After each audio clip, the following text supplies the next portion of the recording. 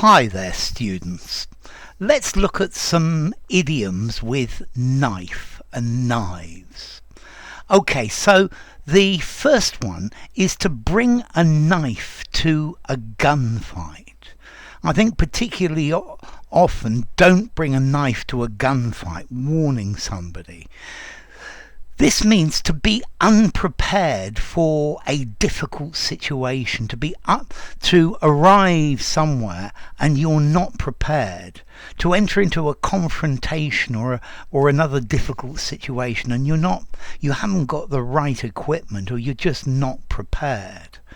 So before you go to the interview, find out about the company you're doing the interview with, because, well, you don't want to take a knife to a gunfight. Yeah, if you imagine it, if you go with a knife and people are shooting guns, a knife is just totally inadequate. Yeah, so if you take or you bring a knife to a gunfight, you're going to be in problems because you're just not prepared. Yeah, I think, if you haven't studied law, representing yourself in court is like bringing a knife to a gunfight. Okay, to go under the knife, to have surgery done on you, to go and see the surgeon. So my mum's going under the knife on Wednesday, to have an operation, to have a medical operation, to go under the knife. I don't like going under the knife. It's not a nice thing. Okay, so to go under the knife, to have surgery done on you, normally is where they put you unconscious as well. Okay, a knife edge, to be on a knife edge. If things are on a knife edge, they can go either way. It's a situation where one thing could happen or another. The negotiations are on a knife edge.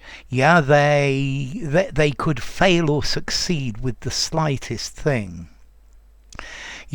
If you're on a knife edge as well, if a person's on a knife edge, they are stressed, they're nervous. I'm on a knife edge about this because the situation is on a knife edge. It could change either way very easily. Okay, an old favourite. He's not the sharpest knife in the drawer.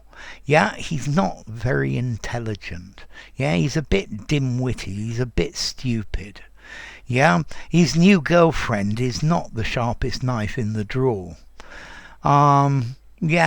He wasn't the sharpest knife in the drawer at school, but he seems to have made a lot of money anyway. Okay, so this is a humorous way to say stupid. To twist the knife, to add extra pain to something. To deliberately do or say something that makes a situation even worse. Normally what you say this to somebody who's having problems or is upset, and you do this maliciously.